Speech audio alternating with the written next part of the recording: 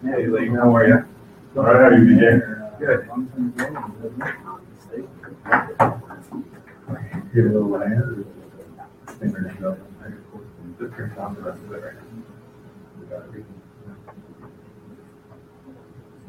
And then, No, I guess it's did you dial in already? no, I need the number if you're ready to dial. Here. No, I grew up in Staten Island and went to the Air Force Academy and pilot training, Okinawa, and mountain riding, and moved here. So,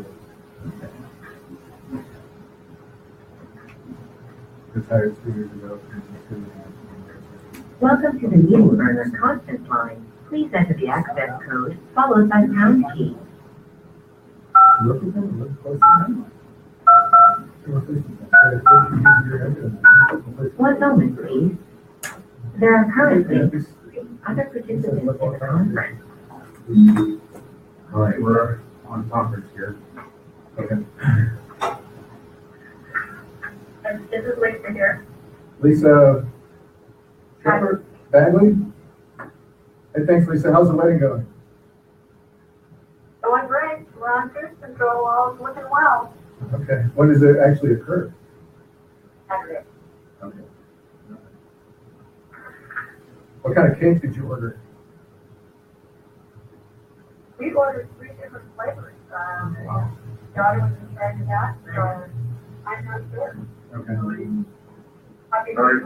I'm talking to you, raspberry something, and Yeah. Okay, is Chad on? Chad Reed? Not yet. Keith Hill? Yes. Dan Christensen? Yes, I'm here. Lisa, Keith, and Dan. Lane is here. Hey, Joni, are you on?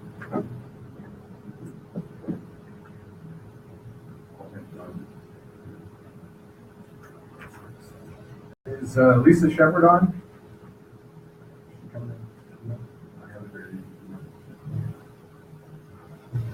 Hey, she should be coming. All right, guys, we're gonna wait just a little He's longer. on the computer.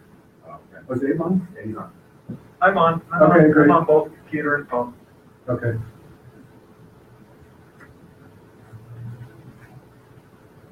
How do you do the computer thing? There's a link that I clicked on the email. On the email is the link, go to meeting. We might not be able to have the actual meeting, there would be nothing to share on the computer right now. For the meeting. Oh, okay. It won't work. Also in attendance, Mike McCauley, who's the party's accountant, and the staff, BJ Griffin, Peter Simonson, and Teresa Lott.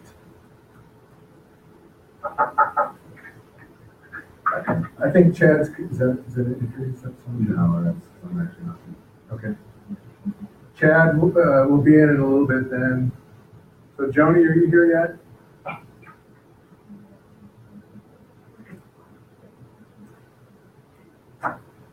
Lisa Shepherd? Okay, we'll wait just a few minutes. I know Chad had something going on, so he'll be on at 15 after. So if everybody wants to take a 2-minute break, we'll check in 2 minutes. I'm gonna call Jody here. Can we call Lisa? He's when you gonna jump on the meeting?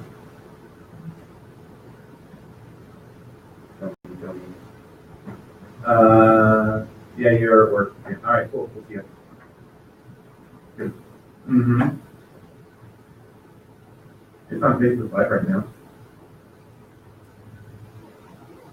Mm-hmm. All right, we'll talk to you later. Okay. Okay, sounds good. Goodbye. Tony says because she's at work, if we have any questions for her, we can call her and ask those questions, but she can't be on the conference call. So that works. You get to your job then. You get this meeting right now. And have her.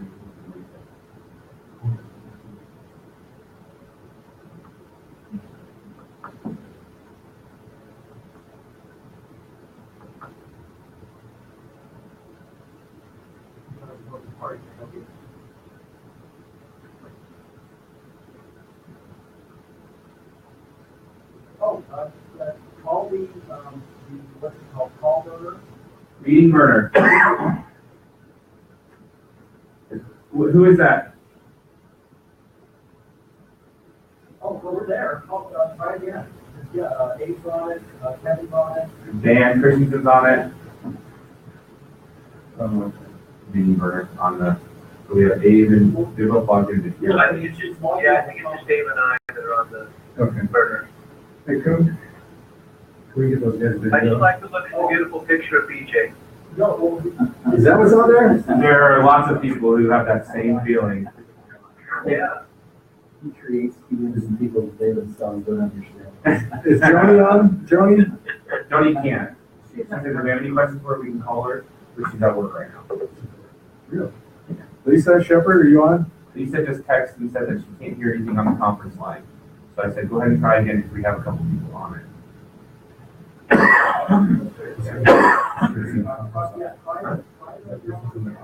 that's the same thing. Oh, that might be her. Is that Lisa Shepherd? This is Chad Reed. Chad Reed, okay. Can you text Lisa the access? Yeah, no problem.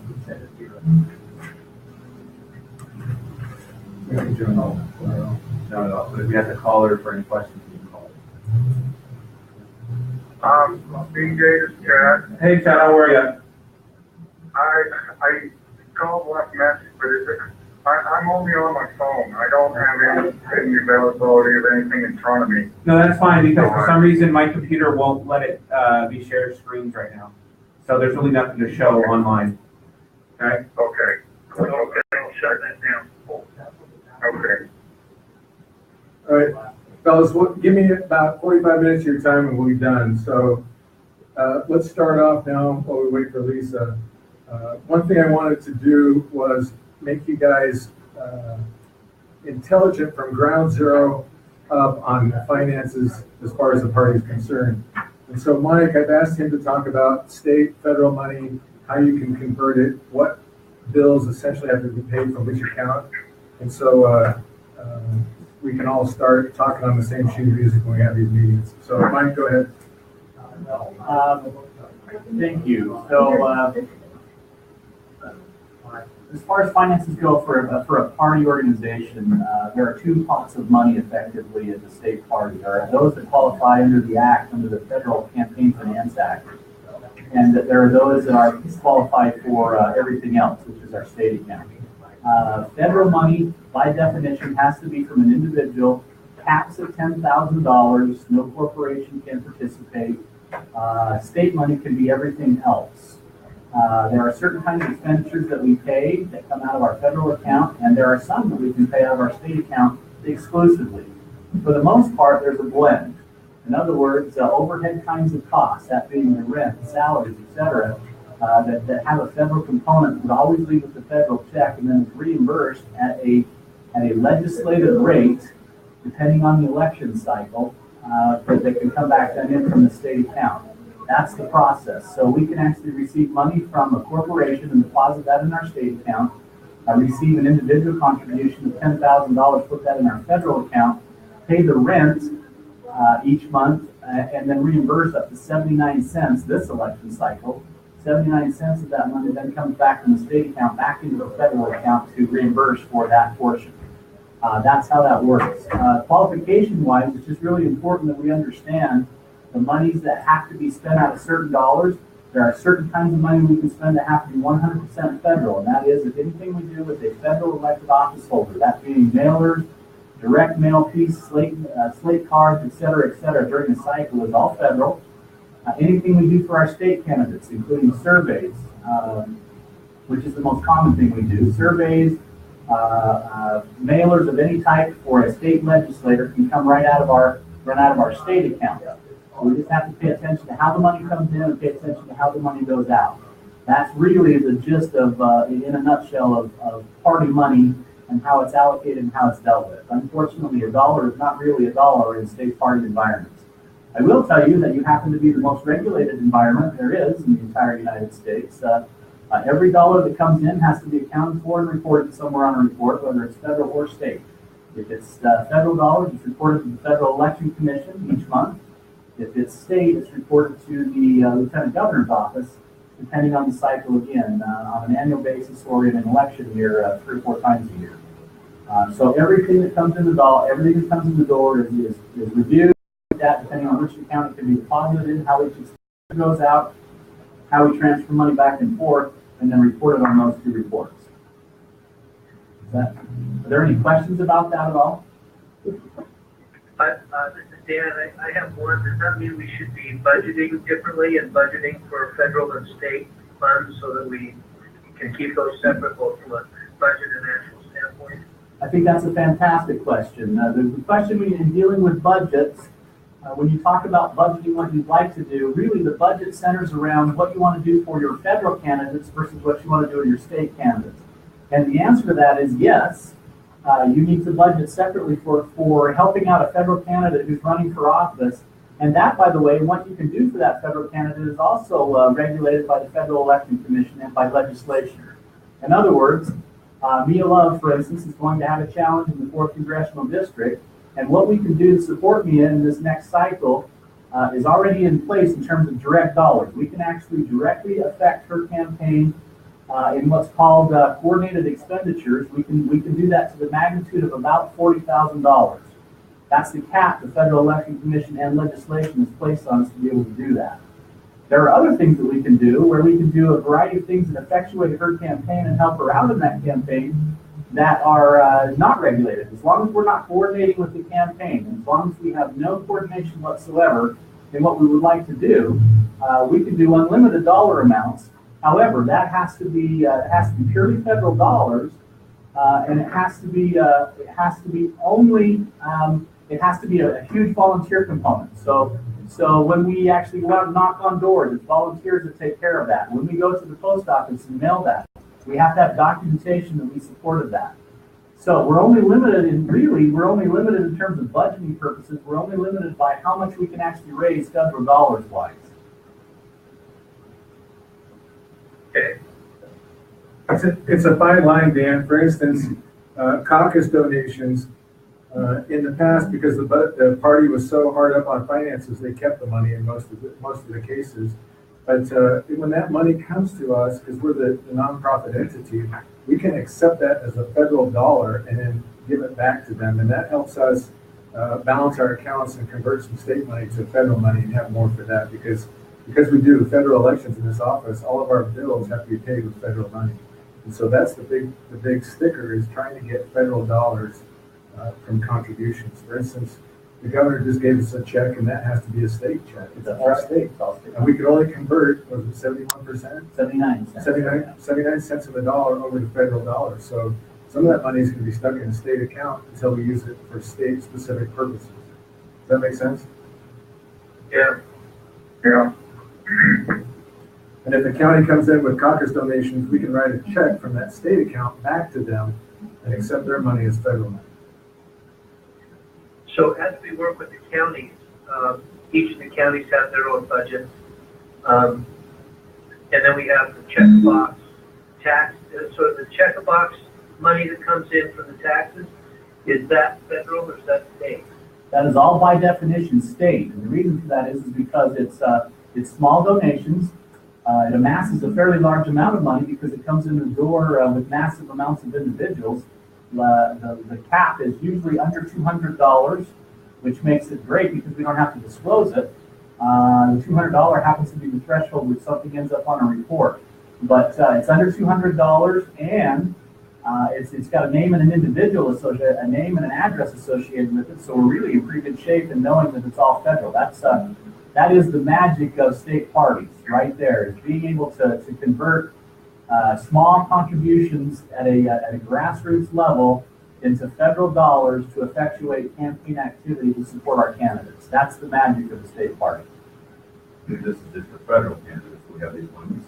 That's right. We have limits for federal. We have limits for federal candidates only.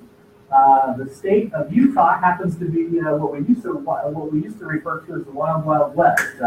Anything goes in the state of Utah. Now that is not completely true. The Lieutenant Governor's office has actually become fairly sophisticated in tracking some of that information where they didn't used to be. They've made some significant headway in that, but we still have unlimited contribution amounts coming our direction, and we can use it to support our candidates in an unlimited fashion. So, and we can accept corporate contributions in the state of Utah. There are several states in the union that can accept corporate contributions. We happen to be one that can. So in other words, we could accept a contribution literally in any amount from any person or any organization in the state of Utah to help us with what we're trying to do. So if we had a donor give us $100,000, we could convert 79,000 of that to real money? Great question. The way that would actually work is if that person wrote a check to us on personal check. So if they wrote a personal check to us for $100,000, we would take the first $10,000 and attribute it to the individual. We'd take the next $10,000 and attribute to its spouse. Excuse me. Which would take $20,000, we'd put that in the federal account, and the remaining $80,000 would then go into the state account as excess contributions. If they wrote it out of a corporate amount, if they wrote it out of a corporate checking account, corporation, LLC, anything like that, we would probably deposit in the, if it was an LLC and they were taxed properly, we'd still put it in the federal account 2020, and then put the rest of it in the state. If it was a corporation, an Inc., by definition, we would put that all in the state account. So we're only limited to 40,000 per candidate, was that correct? Federal expenditures, that's a true story. Now, that's only to congressional seats, that's right. 40,000 direct, that's direct support to a candidate. A Senate seat is different. So, if, supposing Senator Hatch decides not to run and we have a nominee that comes through the process, we can support them to a different magnitude. We'd have to take a look and see what that limit is because it changes every single cycle. We'd have to check and see that. But that is what you would consider to be non-coordinated expenditures. In other words, that's the only amount that we could actually write a check, direct candidate support, or pay bills directly for that candidate.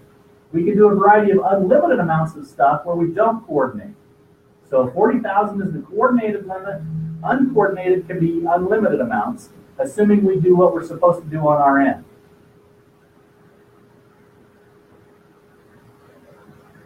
But it all has to be paid with federal dollars. So the reason we covered that is I wanted everyone to know on this budget committee that there are rules and they need to be followed. And I can tell you that before June, is that when we started, Mike? Or June 30th? Before June 30th, we used a different accounting method. And if you go back and look at that, you can't make hide or tail of any of that information. And it's not factual anyway. So you can't draw any conclusions specifically from that. Part of this FEC fine that we're resolving is because of things like that. And so part of our agreement was to have a CPA and a firm go through this. And so the process is when we receive money, they take over Mike, and Mike actually, because of his campaign experience and his finance experience, he knows exactly what account to put it in and will avoid this pitfall, as well as you got an email with the October 31st balance sheet on it. You can see that all the numbers are exact in there, and that's where we spent all money came in, all money is spent. You can account for every penny of it, okay? And that's what we'll do in the future so we can follow the trail. And then when the audit comes in and they do their audit, they'll go, wow, this is really nice. It's all here for us. And it won't be 3 or 4 weeks of pouring through books trying to figure out where the money came from and where it went. All right? So if you look at that balance sheet, you'll see assets. You'll see the money that we currently have in the different accounts that we have. Some of those accounts will close as soon as we can. One of those was a victory account for mailers. As soon as we pay off that bill and those that is done, we're going to close that account. The thing with mailers and that pass-through money, we found out that bulk mail rate doesn't have to come through a nonprofit. Any printer, any company that can print and sort via bulk mail rate for the U.S. Postal Service can do that for each candidate. And that will remove and I'll say a past practice was taking money from one person for a specific purpose and spending it on another bill that the party had. For instance, I got a call last week from Jim Dunnigan, who's think it's House 39 in Salt Lake, and he brought in a check last fall to pay specifically for mailers, and that money was spent on the insurance policy for the party, and that bill is still outstanding. He called me and wanted to know why it hadn't been paid. So those things, from now on, that mail through, they're going to do that directly. We'll instruct them how to do it, and that won't be passed through money. You won't have to worry about that. All right. Also, on their fixed assets, those things are you guys that are CPAs would understand all that kind of stuff. Mike, do you want to talk about where we sit financially with everything? I will, yeah. So there's a couple things here. As you can see, moving down the balance sheet, there's $389,362 worth of accounts payable. If you turn literally just 2 sheets back, there's an aging summary as of October 31st of which the payables are. I don't know if your copy came through or not, but I actually ran a tape on that. If you were to take out two of the two expenses, Arena Communications and Majority Strategies, which were mailers for previous candidates that happened in the previous period, and then remove the debt of $160,000, that's $328,120.54 of what I would consider to be that's sort of the stuff that's left is $61,000, $61,241.93. That's pretty remarkable considering in the last 5 or 6 months we were talking several $100,000 worth of debt of just normal ongoing stuff. We've Rob and his group of folks have made a concerted effort to get some of this stuff paid down and to get a lot of things taken care of, and kudos to them. We actually are slated right now to even pay off a couple more of these. We talked here briefly about what we're going to do with that $25,000. There's a couple more of these invoices that we're going to make a dent in, and moving forward, continue to chip away at that. The $61,000 is what I would consider to be of just sort of remaining payables, if you will, of activity going on. Of course, a piece of that is the Federal Election Commission, 17.5 there. So if you consider all of those things, remove all of those things, that number gets very small, and that's pretty impressive. Moving forward, I think they're in great shape to do great things. That's kind of the bottom line of that.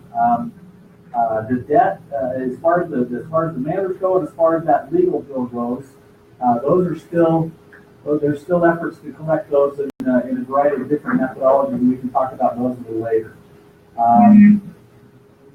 As far as I don't get a balance sheet income statement in the packet. It's just packet that I got has a bunch of legal bills, but I don't see anything on the budget or anything. So it was just sent as a second email.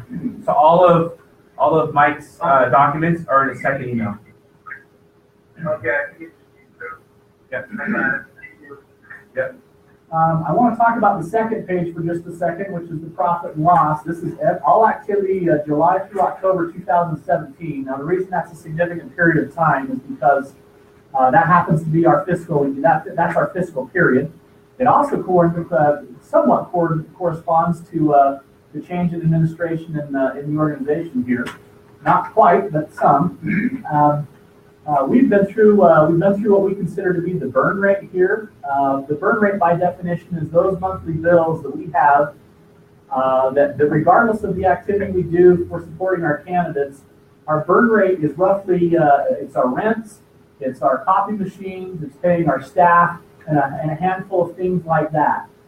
We believe our burn rate to be right around $9,600, $9,700 per month, which is, in my entirety of the party, is one of the lowest I've ever seen. So again, kudos to Rob and his group in terms of turning things around in that regard. $9,700 is about as low as I've ever seen here. That's a monthly going forward kind of a situation. They're getting an awful lot done for very little money being spent, and that speaks well of the organization and what they're doing.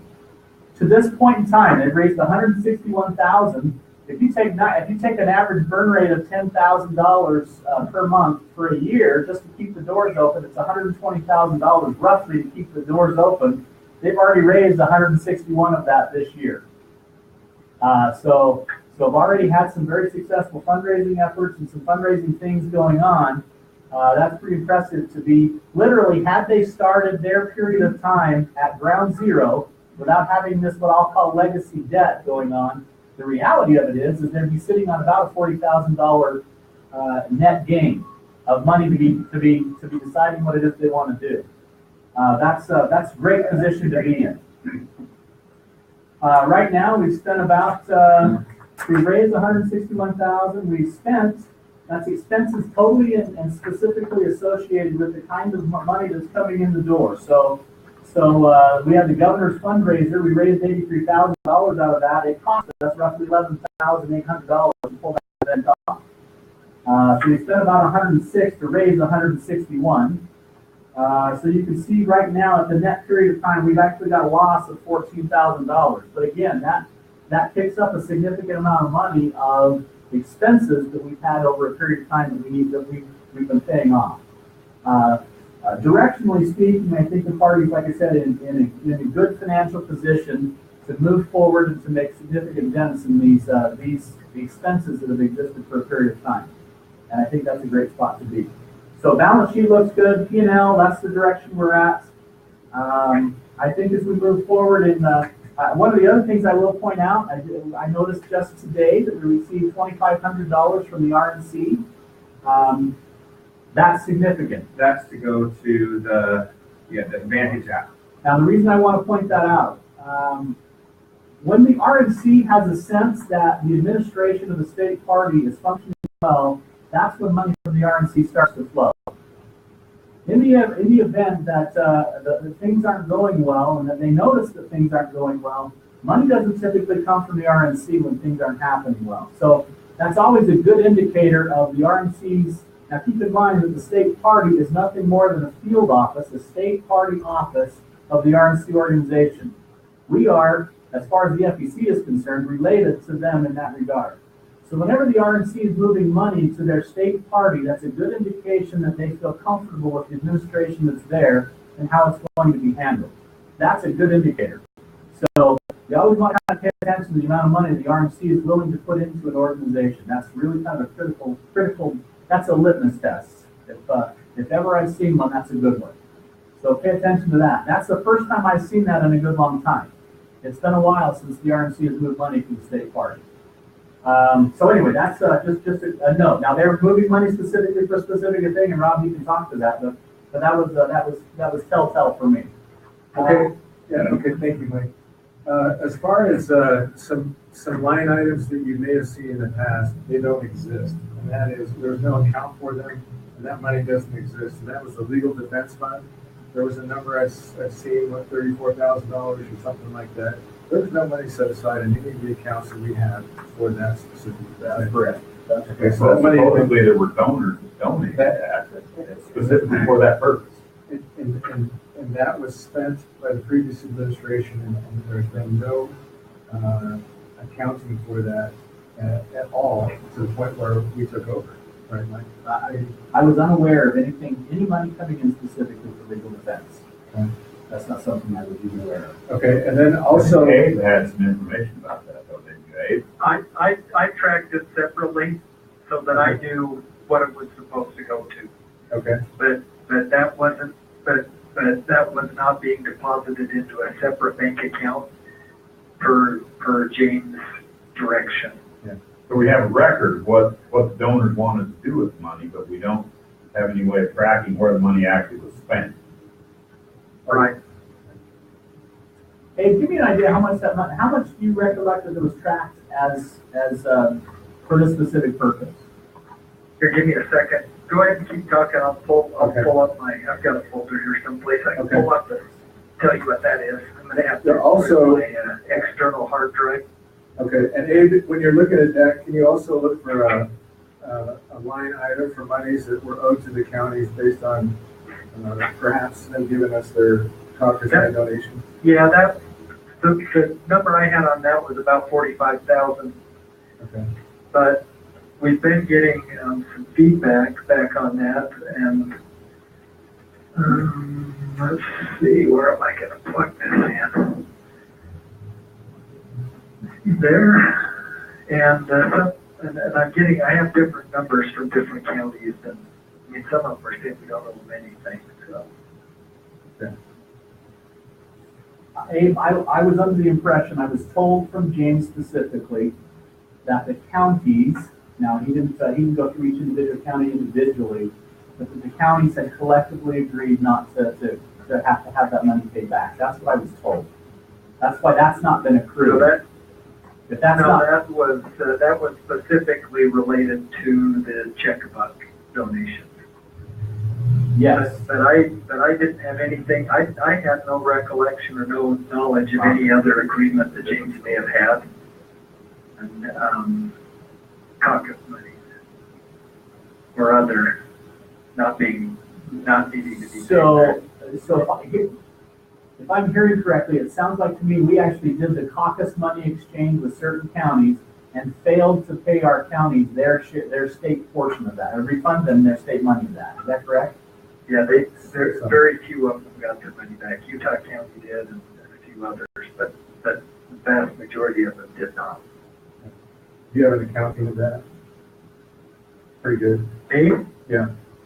Or- Hey, No, I had a number, but what I'm saying, so that was like that 45,000. yeah, okay. Okay.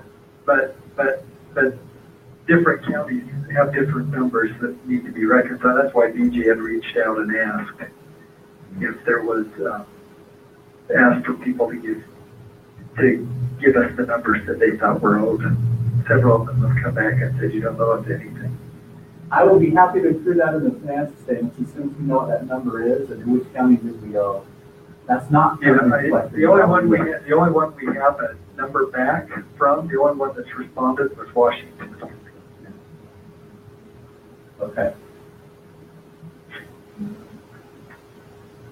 So regarding the legal, the donations that were they deposited, you said they weren't deposited in A separate account. so it was just mingled in with the general, with everything else? Yeah. Yeah, but I wanted to make sure I was keeping track of those, and so that the amount that I have, specifically coming and saying that included through the end of June, saying because the check-a-buck monies were supposed to go to that, and other donations that had come in is $96,879. Now, Abe, are you taking the And that- entirety of the check-a-buck money? No, just from the time that there was a resolution passed to take that money. So, In May of 2016, Enid Mexico. So what I had is I had net donations unspent. Dedicate that time. So I tracked When was it? actual expenditures related to the lawsuit were 62,667 as of June 30th, which left net donations unspent of $34,212. let me just interject one thing here, Abe. Check-a-buck money is $1 to the county and $1 to the state. So if you're taking That's correct. if you're taking the total amount of money that shows up on the report as being all check-a-buck money, and then there's a bunch of unidentified money. So are we taking? No. So Are we taking just those from the county? just those county portions? And that's your number, is just those county portions, then, correct? Yes. Okay. Yep. Okay. There you go. Plus other If you look at the donations minutes, that I have believe been Enid specifically for Nicholson's, So, For example, motion in a June of CC 2016. meeting, they may have said, there may have been a resolution or something that would say all the donations received at this meeting will go to the lawsuit. That happened a couple of times. And anytime that happened, I added those amounts to. Okay, yeah, the collections, the cans at the meetings, yeah. I believe Enid. Yep, Enid's so motion what I show is the amount that, of donations that had come in that were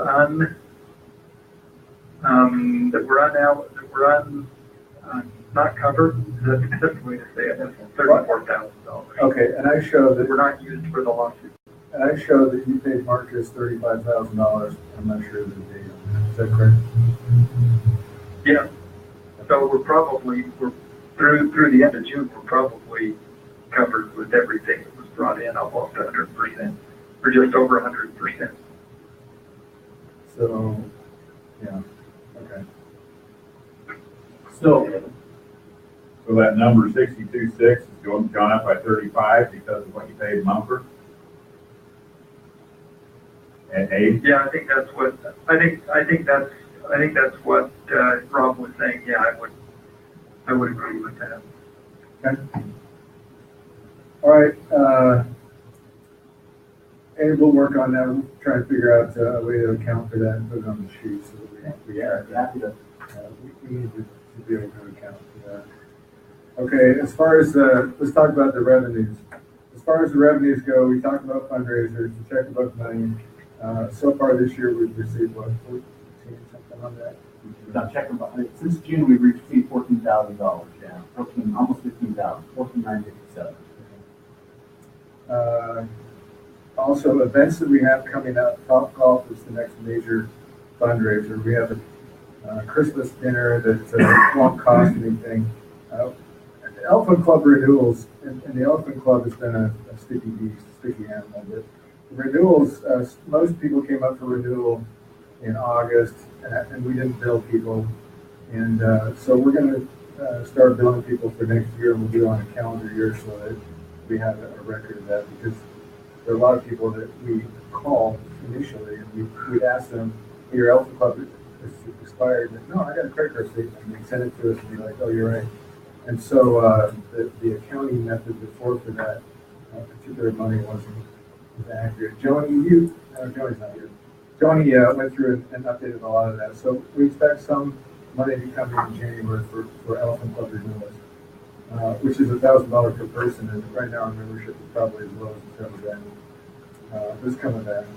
As far as donations go, we really can't count on donations between now and then. So it seems like every time we get a bump in money, we got to hold on to it pretty tight for things, as well as we're always dealing with the exchange rate from the state and federal, because most of the money that comes in the off year is state money. And so it's very difficult for us to make ends meet financially in the office when that happens. So money that we are owing. This Top Golf event is going to, you made a down payment on that. It's going to cost us $10,000. And we're going to have to pay that at the venue on January 19th when we pay for that. The other big event scheduled is convention. And well, last convention was 60 grand, I believe. Yeah. And this one we priced out for 45, and that's including everything. So in there, we've got to come up with $55,000 roughly in the next 4 to 5 months, plus service, the recurring, what do you call that? Burn rate. 10,000 a month. That's another Plus 50 grand. service, $61,000 in debt. And to let you guys know, be glad you live out in Daggett and Uinta, because Mike gets served every once in a while, and he got served, 2 weeks ago? He did, yeah. Mike's the registered agent for the Utah Republican Party, and he and the collection man become very close. Thinking about renaming my firstborn after him. He's a nice guy, and he knows I'm just the registered agent, but I'm the available face, the name and face, and so he finds me. You'd think that your front door is locked. You'd think that. He came here first. But yeah, he sees me. He's seeing me regularly. So. Okay. Now we're going to get to the real reason I called this meeting. If you guys look, and I'll read it for you. If you look at bylaw on the budget committee, 1.5 line item F. I'll read it to you.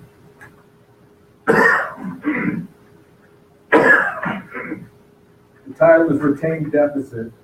In the event that the monthly financial statements of the party, prepared in accordance with generally accepted accounting principles, right? She agrees they have been done, reflect a retained deficit. The state party officers shall revise the budget with the help and the approval of the budget committee. The revised budget shall take into account any actions necessary, such as fundraising, reductions in expenses, to eliminate the retained deficit within a reasonable period not to exceed 6 months. Does anyone know how long we've had this debt? On the phone. Mike, how long do you think we've had this debt? You mean in monthly operations or? Retained deficit. It's been longer. Now let me clarify what Been longer retained. than I've been around. That's right. Thanks, Dave. Let me just say this, the retained deficit, if you look in the equity section of your balance sheet, right now your retained deficit is $300,000. That's negative equity is what that is. So when I talk about deficit, in other words, in order for it to be in the equity section of your financial statement, that means it's been longer than a year. Because the accounting methodology and procedures as such actually rolls through year cycles and puts it there in what's called unrestricted fund balance. And you can see that that's a negative $286,000. So it's been longer than a year that we've retained this negative balance moving forward. So, Abe, I know you've been here for at least a couple years. So yes, that's the point. Is that you're in violation of a bylaw. So that being said, and to cover our asses because we've been violating this law, with the Enid Mickelson thing, as officers, so Abe, Lisa, and I are the three here. As far as a vote goes, let's all three vote on this determining process on the fact that the checkbook money should, in the short term, until we don't have a retained deficit, be used to pay off existing debts in our budget. Abe, what do you think? Yes, I'm in favor of that. Okay. Lisa?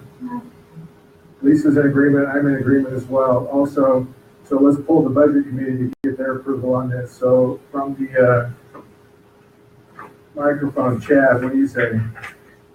I'm in agreement. I feel we should go follow that process. Lane? Help me understand exactly what we're, Checkbook monies will be used to pay off our deficit, our debt. So the $61,000 that we talked about. We're going to use. so we're gonna overturn what the state central committee voted on in June 2016, Yes. by Enid Mickelson without their vote. Under this bylaw, which is the retained deficit. Yes. Okay. Yes or no? This is a bylaw. Yes or no? My thought is the state central committee should be apprised of this, and their input should be sought. Okay. I will get that Saturday. Yes or no? My vote would be to go ahead and do that. I didn't agree with this action in the first place. I didn't think the checkbook money could be used for the purposes of the attorneys, but Enid Mickelson got that passed. So there's a yes there. Keith? I'm in favor. Okay, Lisa? Yes. Bagley, thank you. Dan? Yeah, I'm in favor. Okay, so that would be unanimous in that, and we will plan on doing that in the future. However, that doesn't alleviate us the concern of actually accounting for that and making up for that in the end. If there's a settlement agreement or something that happens with the attorneys that allows us to keep that money, then I think we should, if we have that accounting ability available, return that to the appropriate owner, whether it be the county or the state, and do that appropriately. Can I So be part of that motion? Is that What's part that? of that motion? Is that the one we put forward? that's what we're doing, that's what we will do, yes. Yeah. Hey, this is Keith. I was wondering on that checkbook, is that just the state or our county or state central committee's portion? Is there some that could come from the counties? Because I believe that our county would be in favor of getting that taken care of, and we would be willing to. No, that's all check. Well, here's the exception to that. Salt Lake County, is that the only county? They get their money directly. Salt Lake County is the only county that gets their money directly. Every other county, it comes through the Utah party. And then a check is then dispersed from the Utah party to the counties. And the reason it was set up that way is, again, and it's based on Republican voters within a county that have indicated on their tax return that they'd like to make a contribution to the check-a-buck program. That money then comes to this Utah party. We internalize it as federal dollars and turn right around and at some point in time send checks to. Now, we don't send it monthly. And the reason for that is because if you send a check to some remote counties for $1.50, that a lot of times the check doesn't get cashed. And so sometimes we would hang on to that for a period of time, but over a period of time, a check would actually be written to the county in state dollars. So then my question is we need county approval to do this, or are we just using funds that? Well, Keith, I think that the fact that was my objection when that bylaw was passed, or that resolution was passed, was that this really didn't allow the counties to have any input in that. It was the state overriding any claim by the counties to that. So I feel the same way as Lane described there. Don't need officially checking in. Okay. So, yeah, I get what you're saying, but it's all money. So in the checkbook, we check the box $2. One goes to the county, one goes to the state. Correct. So I'm still of the opinion that this action, Rob, is going to rob the counties of their share of the checkbook money at the state level, but I'm not gonna support it even here. Right. So what was your motion? Okay. Was your motion to have the state party keep all that? Or just the state portion of it? No, it wasn't. It was to use that bylaw to use state portions. And if you want, here's the other thing is, this will have to go back to the state central committee, or we can actually override a year with this approval under the budget deficit. But if you want to provide the checkbook monies, and here's again, there is no money in there. If you want to provide a reimbursement to the counties for the checkbook monies in the future, which I proposed at the end of this, then that's fine. But there is no money there right now to do that. Does that make sense? So maybe the resolution ought to state that we're going to do this until the time that we're financially stable and return back to sending it to the. Here again, we have party chairs, state county party chairs and vice chairs are all members of the SCC. And those folks, in my view, should have a say in whether or not their portion of checkbook money is going to go to bail the state party out of its deficit problem. In an ideal world, I would say that, but how do you interpret Enid's resolution? I thought her resolution was miscalled. I didn't think we should have All passed money is going to the state, to the attorney, what it was. our decision we just made here, and we all agreed to, and I think even if you withdraw, will still pass, is that all money, checkbook monies will be used to pay down our debt until it's serviced in that, which I don't expect to be too long.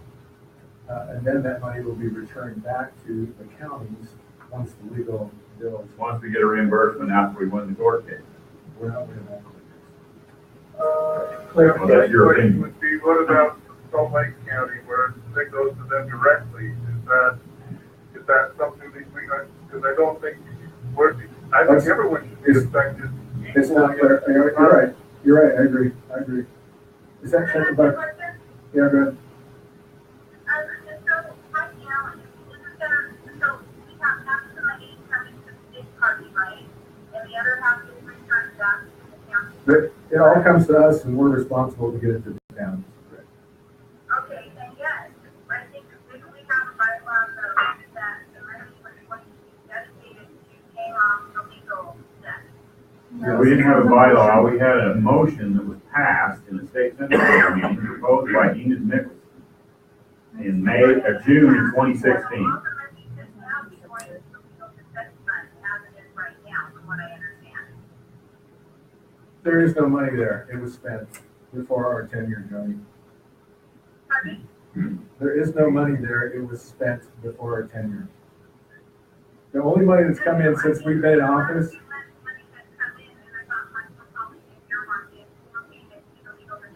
$14,000. We talked about that. Yes. Okay, so where is that money now? Well, we have 25,000 in the account. We just don't have a line item for that. We don't have it set aside in a specific account, Joni. It's all sitting in the state account. All the money that is currently available is sitting in the state account. Okay, so are you saying that under the emergency measures that we're doing under these circumstances, that we could redirect that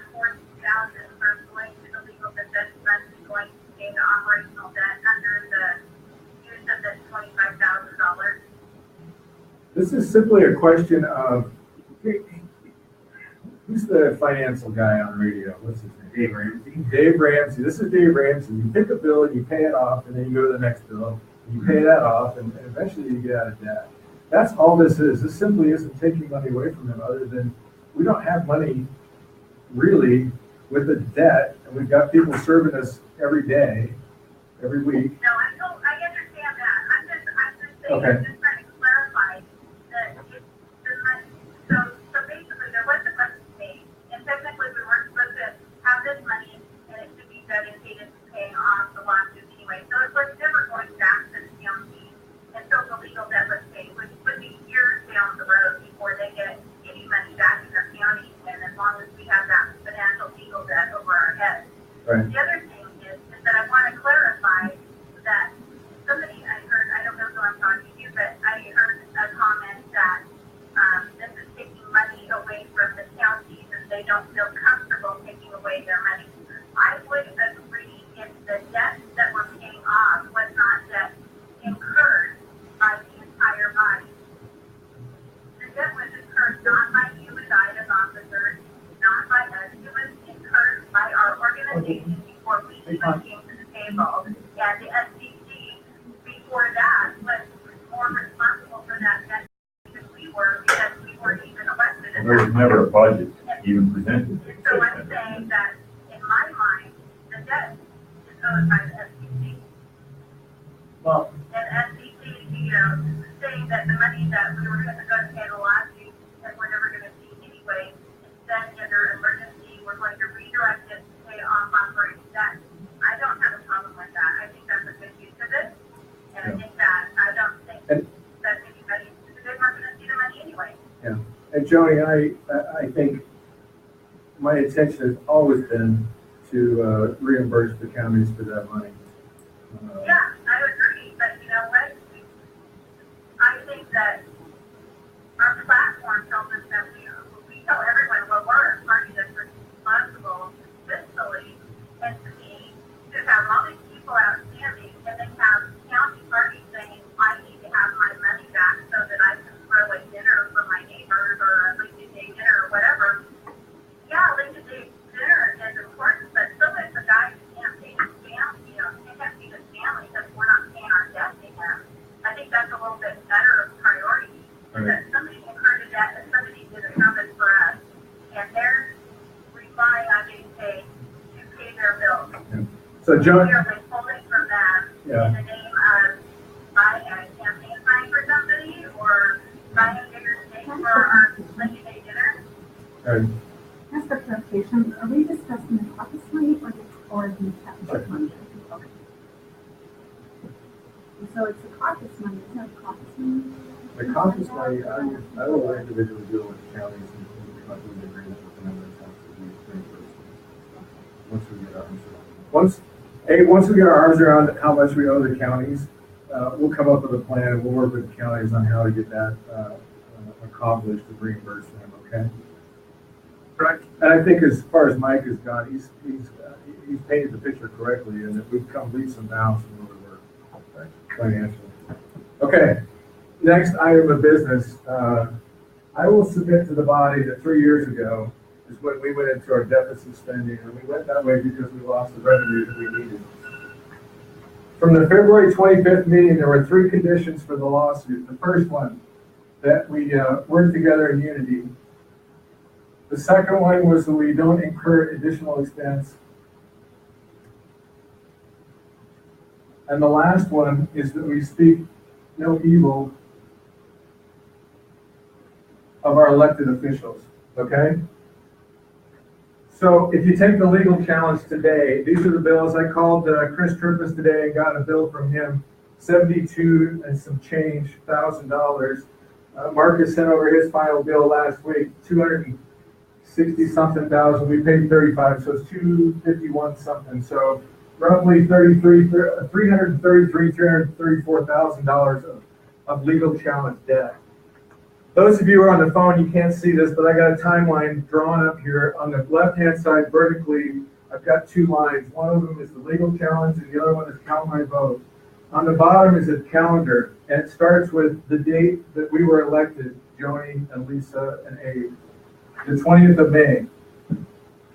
And I've got some timelines on here. So essentially, from Count My Vote, you go to today, 1 November, they have filed their petition and they have held their meetings. So petition and meetings are complete. Hello? Okay.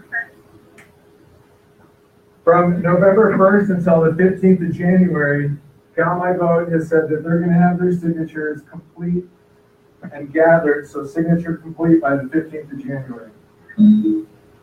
Okay, that is 113,000 signatures.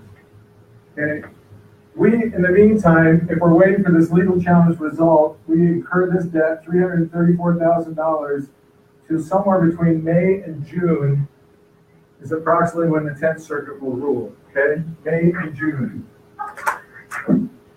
April 15th, if Count My Vote doesn't get what they want from the legislature when they sit down with the signatures, they are going to put the petition on the ballot April 15th. April 15th, we could still be waiting for a resolution with $334,000 of debt on our shoulders. There's 3 outcomes from that legal challenge. The first is we lose everything. And everyone is emotionally beating the brass drum of, we're going to take this to the U.S. Supreme Court. I can tell you that's a 1 in a billion chance, because for the U.S. Supreme Court, which receives 7,000 applicants a year, accepts 100 of those, the only ones they accept have the competing case. Nowhere in the U.S. has ever had a competing case that happened the opposite of what we're trying to do happen.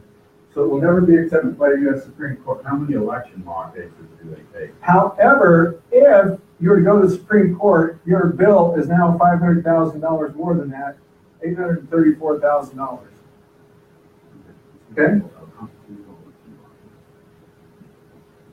So Stuart Pay looked at this and he said there is no competing legislation. It was never meant. Okay, so now you've incurred another $500,000 debt.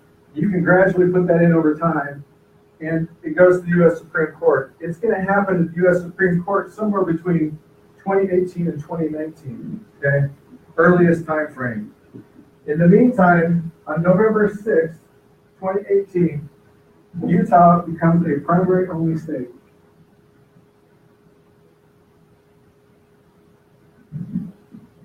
Okay? What this case is about. It's not what this case is about. It is what this case is about. A primary I only read the state. case law, Rob. So I can tell you that one of the 3 criteria was no increased debt. I can tell you that no one is going to represent us on the U.S. Supreme Court, or that's one of the cases. The other 2 cases is the 10th Circuit fines for any portion of our lawsuit. They take it back to the state courts. And what happens when you go to the state court with it? They do not take it back to the state court, back to the federal district court. Federal district court. And the federal district court is a trial. So you go back to trial again, you increase your attorney's fees.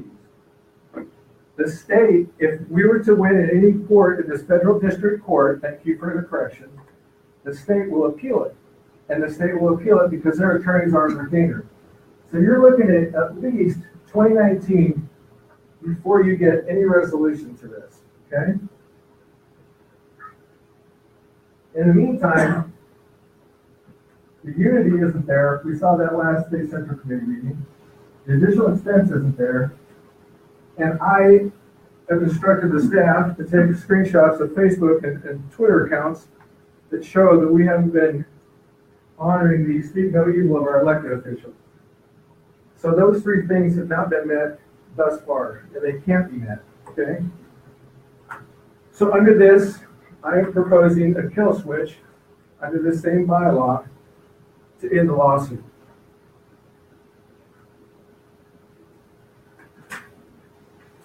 With that,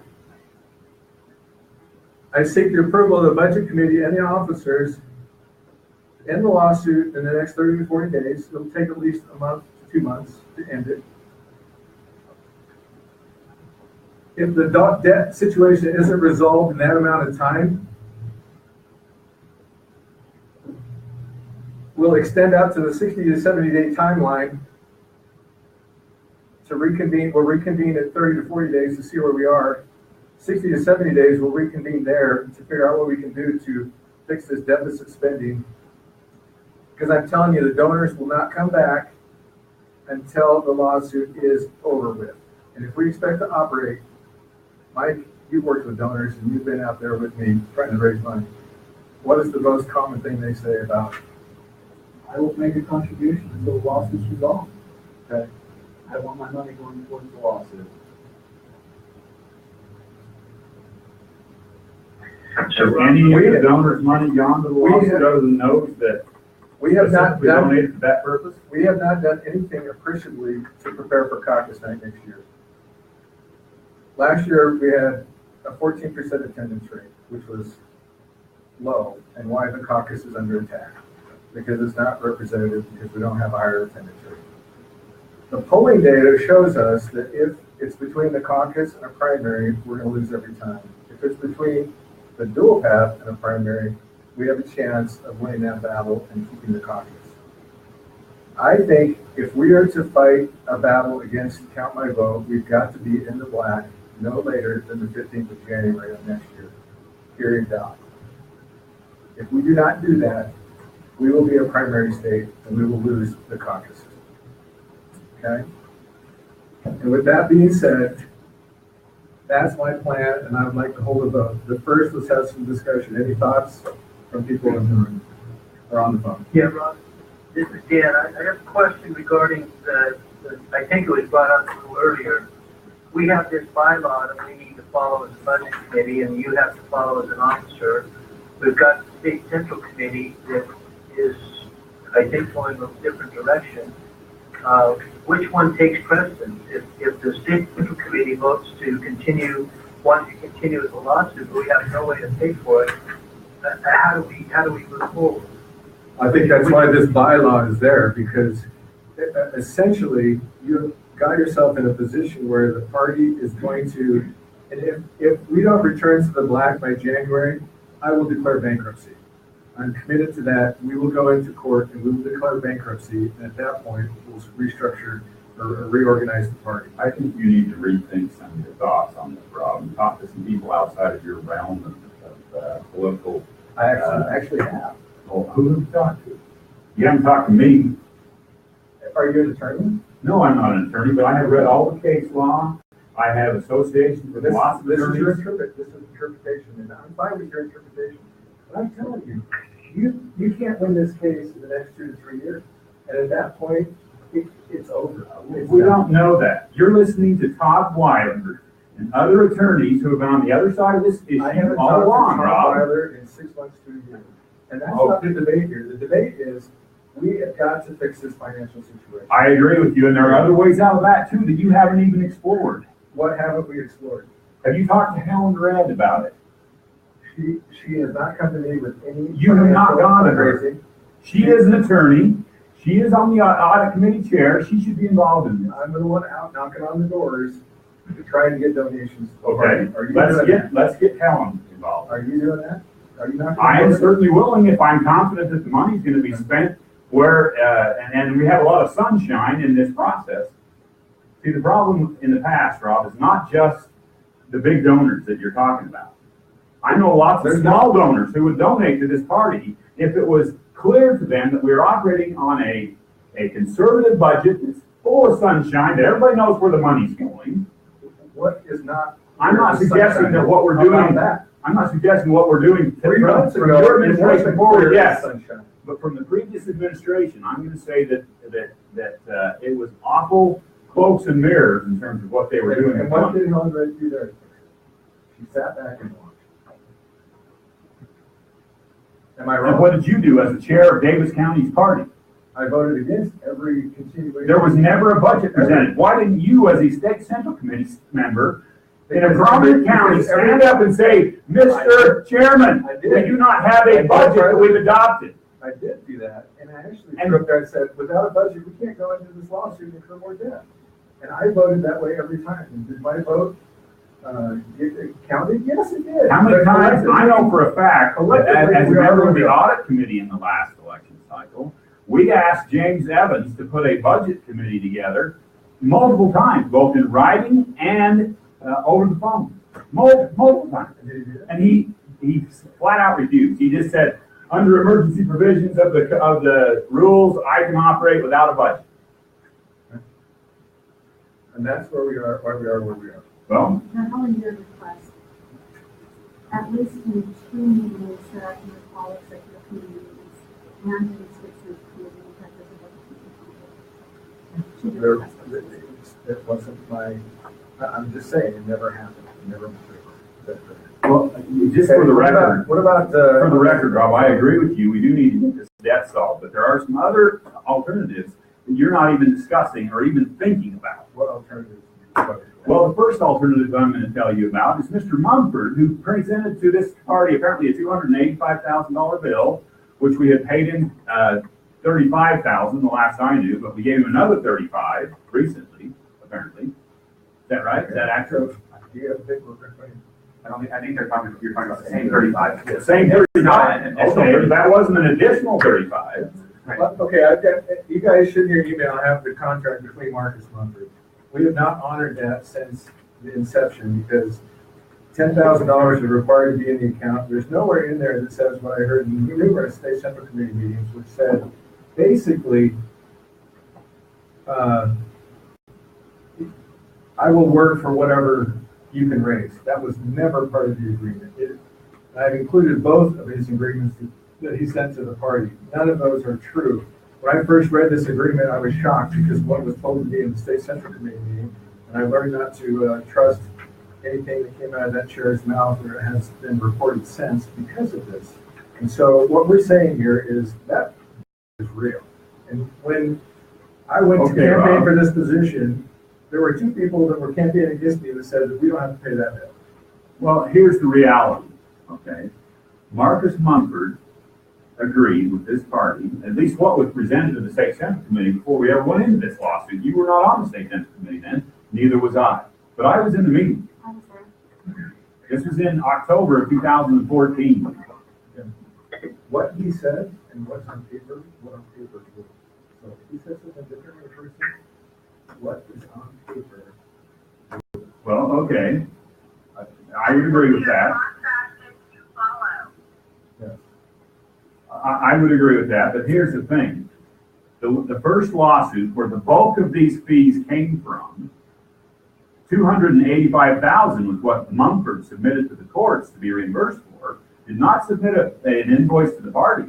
I have an aging accounts receivable from Abe Young that says that in August of 2016, we had an invoice from Mumford of $50,000, not $285,000. Well, I'm telling you, he has got invoices here that total up to $267,650. The one I saw was $285,000, Rob. Okay, but here's the thing. The bulk of that came from the first lawsuit. Okay. At the end of the first lawsuit, we won a major portion of that, which the state media never says we did, but that was closing the primary. Right. Okay, we won that. The Constitution Party of Utah received a $45,000 reimbursement from the Attorney General's office for their involvement in that lawsuit. Thank God they were involved because we would have lost it if it hadn't been for that. Excuse me, What? I don't mean to be rude, but who is yelling? Lay back. So Can you here, please ask him to speak in a civil tone? It's hurting my ear, literally, and I'm on a phone So- 300 miles away. so here's the situation. He's talking about the fact that Marcus submitted the bill late and we didn't get reimbursed for his fees. If you have asked Marcus about that specifically, he has to go back to court and petition for those fees. He's already done that, Rob. And it won't And happen. he's lost. He's not gonna get those fees. So everybody says that if we win at the 10th Circuit, we're gonna get those fees. We are not. That's not He the still point, has to Rob. go on The point is to this, court Rob.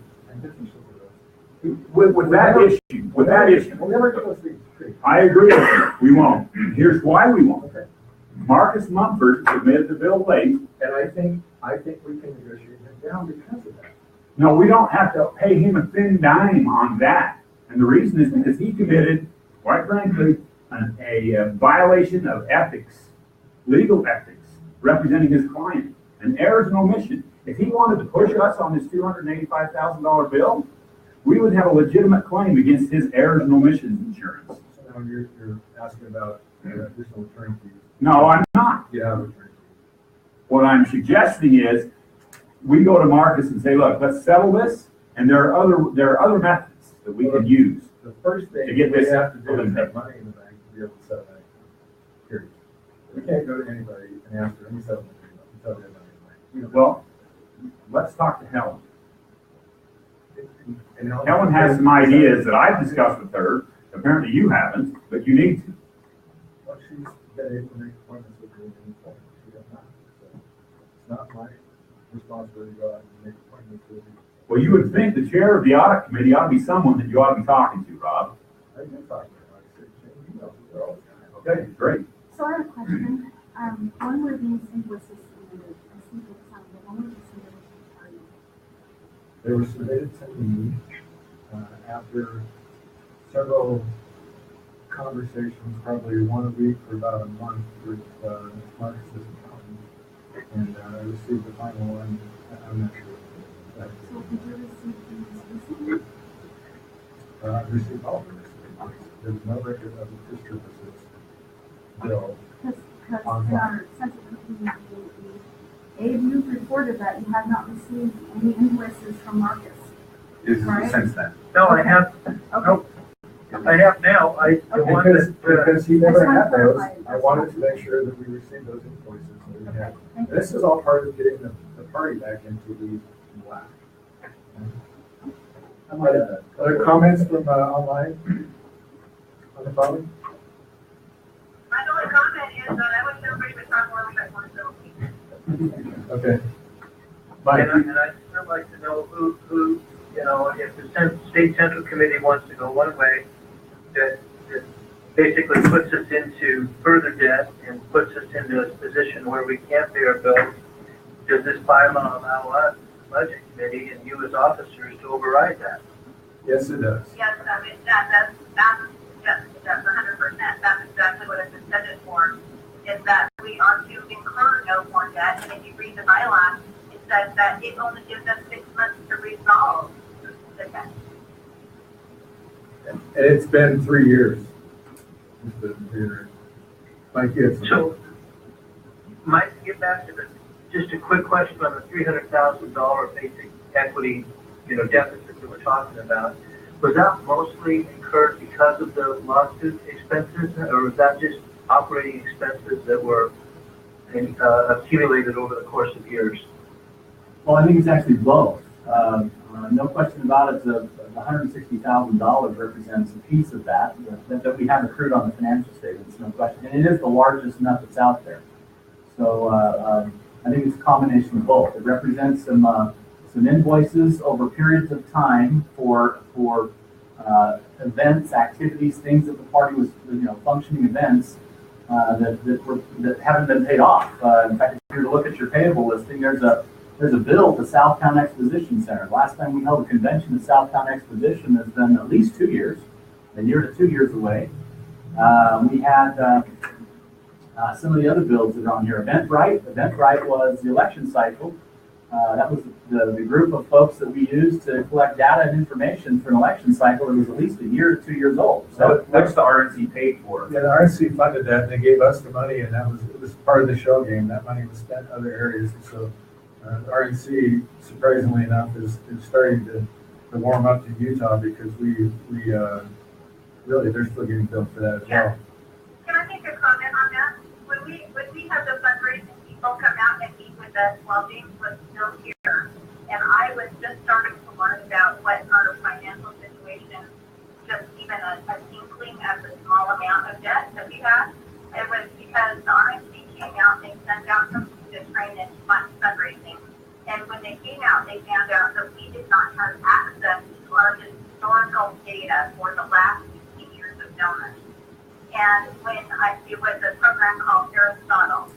And in order to get that historical data, we had to pay $4,000. I had to go pay $4,000 to get our own donor list downloaded from their website. And the RNC had to intervene on our behalf to give us the good grace to allow them to put it back up there for us so that we can have a day to download the data. That's like our most valuable thing is our historical donor data. And so that we had not been able to pay the bill, and one of our executive directors just decided to quit paying the bill because they couldn't make ends meet. And anyway, so in a conversation with the RNC, we started hearing all these stories about how our people have a big credit account with them as far as them being back to our state to help us, because they had forwarded money to us on several occasions over the previous couple of years, and we had spent the money on other things, not spent it where it was allocated for from them, and let them looking bad. And there was even some money we were supposed to pay them back. So they're asking us to see that we're trying to get our fiscal house in order, and they're willing to go out on a limb for us from time to time to help us, because they see we're working as hard as we can to pay down the debts and pay back the debtors. But that's the history there. Yeah. Dan, I think I can answer your question as far as if a decision made today is something the State Central Committee doesn't like, they can override that with a 2/3 vote. Is there a document somewhere that they can override? They override the bylaw. You can suspend it.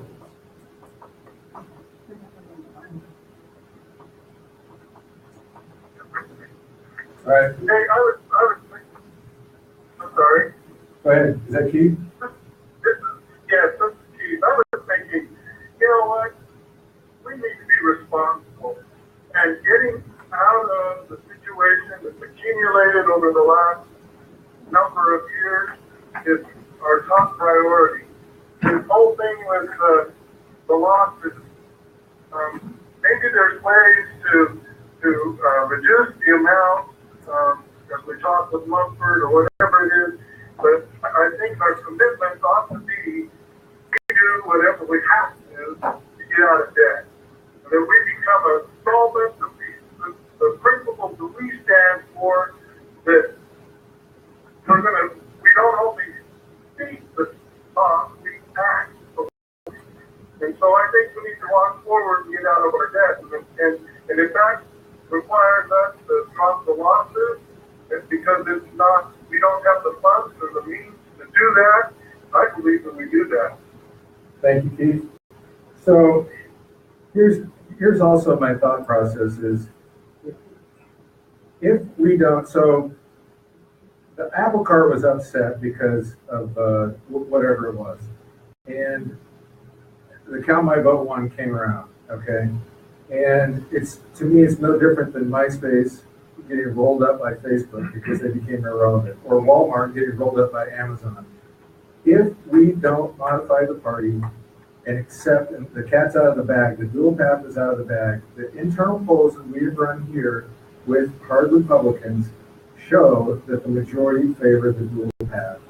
The dual path can be had without the debt of the legal challenge, period.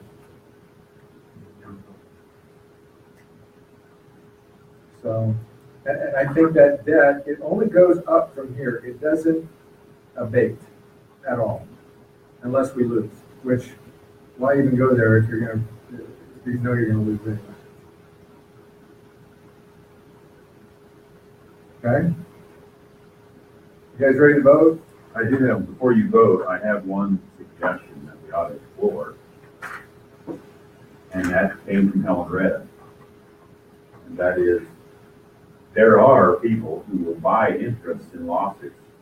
When you have a plaintiff who runs out of money, which apparently the Republican Party has, they will buy the interest out of the party in carrying this forward, if they choose to. I have some contacts with some donors who are on the opposite side of this issue, Rob. You said this to me a month ago. You're right, and I'm not going to bring those donors to the table with this party with the conditions and finances they're in right now. They will bring. What's the point of having a lawsuit if you're not willing to help pay for it? Right. Well, quite frankly, I'm not convinced that if I brought the money in here, that it would be used for that purpose. That's the way it's been in the past. How can I not say that that's a veiled threat by you? No, it's not a veiled threat by me. And I don't have to even bring anything to the table and just blame it on somebody else. there's no, if there are people standing here right now to tell me that they'll buy an interest out of a lawsuit, first of all, I look at them and say, are you really serious about this? Because I don't think it's. First of all, that is gambling. No, it's not gambling, Joni. That's illegal in Utah, too.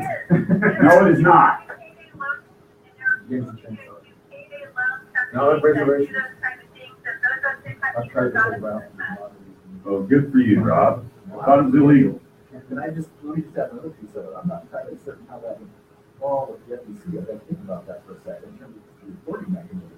Yeah, We have an obligation, a federal obligation to. It's not federal obligation. That's not true. Why is it federal obligation? It's We an are federal. obligation to the Federal Election Commission that we're fighting for an open, for the election process that we're running through has federal elections effect. It's a federal obligation. It's reported on the Federal Election Commission report. Well, I'm gonna have to get a second opinion about That that, would be great. because we're not dealing with any federal election campaigns in this Of course issue. you're not. But We're dealing with a state law that says that affects. the state of Utah is dictating the political parties. You will have a primary as your only method of nominating candidates. How do you elect your congressman or senator? Open primary and it's absolutely federal law. No, it's state law. It's state law that has effect on federal candidates. I'm gonna defer to Hank here because he knows why we crossed the line last That's exactly what that is. That would have ramifications in terms of how elections are held in the state of Utah. It would be. You did a phone call to Matt Sanderson. That's right. Absolutely. Yeah. You bill us, and we don't want to pay that guy. Anyway. All right, Can I ask a, before you ask, yeah. Go ahead. what was pushing the original lawsuit? Was that from the state central committee? Was that from the prior administration? Who was pushing it forward? The state central committee was the one who enacted the lawsuit. Actually, I think back in the it was actually a convention which Tom Stark actually chaired, where he actually asked the voters at that particular point in time, say, well, this is moving forward. I would suggest that you actually lower the threshold to enable more people who are open to make it to the ballot. And voters at that particular point said, no, we're going to face the lawsuit. And he suggested at that point in time that it would be a very costly path. If you chose to do that, it would be whatever the party decides. Raise it, yeah. Raising, which causes more primary. So, So the state delegates, if you want to do that, and the state delegates have voted twice to move ahead with this lawsuit.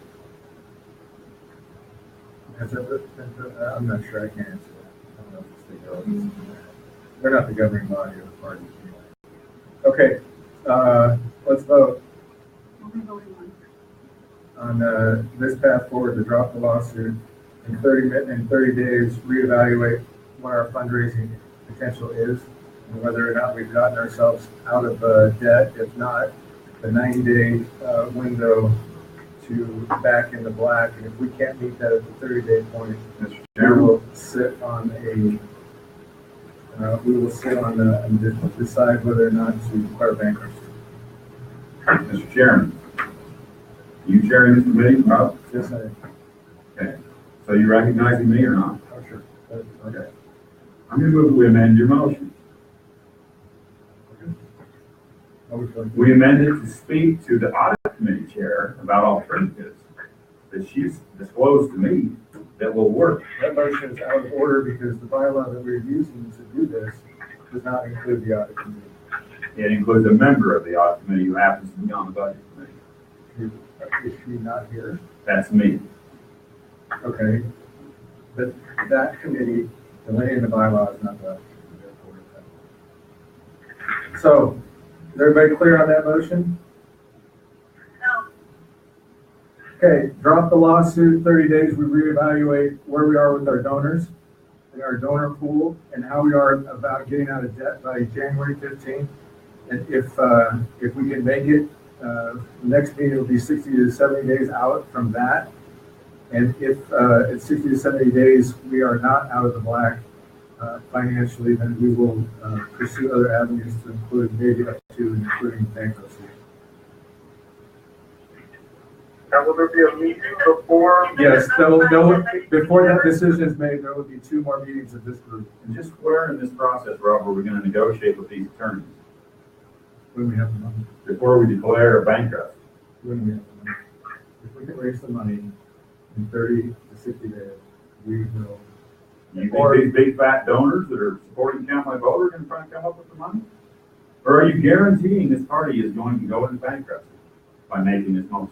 I hope this will be the first bankruptcy. Do any other method. No, I'm not saying this will go into bankruptcy, but up to and including bankruptcy at the. How about we negotiate with attorneys before we go down that road? If we can raise the money, I will absolutely negotiate with attorneys. So at the 30-day point, we'll have an update. So in December, we'll meet.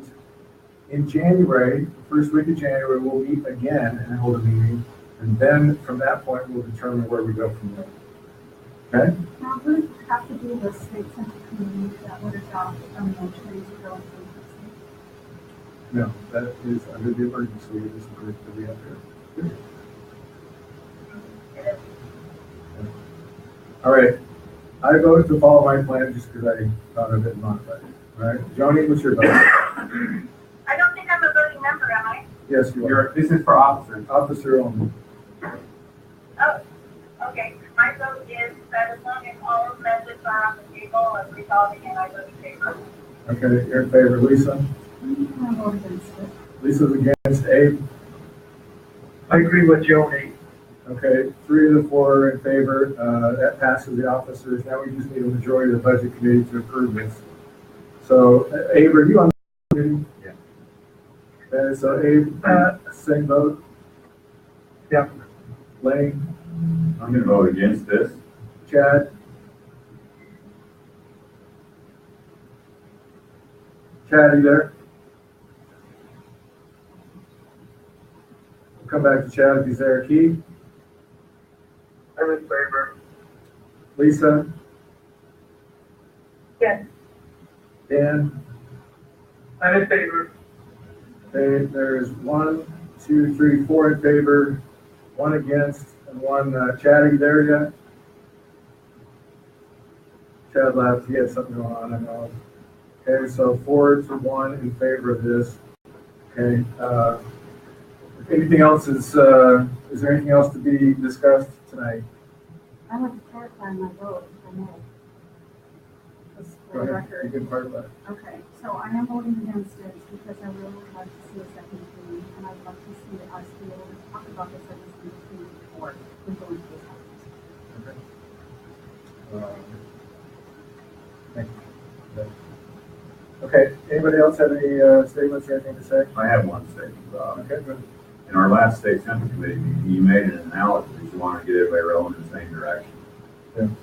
This is one way to get them rolling in the opposite direction. This is one way to get party finances back on path so we can go the same direction. Well, Because we have money to do. and what you're going to lose in that process is many of your committed people. Committed to this party and committed to it by principle. Not by personality, by principle. Those platform Republicans. Those people should look at this committee and know that we follow the bylaws, we discuss the options on the table before us, and we're taking a path with the benefit of the party. Now, can you clarify from the number side? Personally, sure I have voted. How many members of the budget committee are even members of the state central committee? Over half. Okay, I'm a member. Who else? Abe? Keith? Are you keeping your Officers are member? not members of the budget committee. I am not. Lisa? And Abe is the. 3 members, being the chair of the audit committee, and 2 that are not. And that is according to the bylaws. The budget committee is made up perfectly according to our document. Who's the chair? Oh, very So they good. vote for chair. Hey, you guys gotta get together and vote for a chair Chair later on. Step down. Yeah. Okay. All right, we'll talk about this afterward offline, and we'll discuss on Saturday for those who are going to be at the meeting. All right? Thanks for your participation. Right? All right, bye, guys. Bye. Thank you. Hang up. Yes. Call. Would you make it the red button?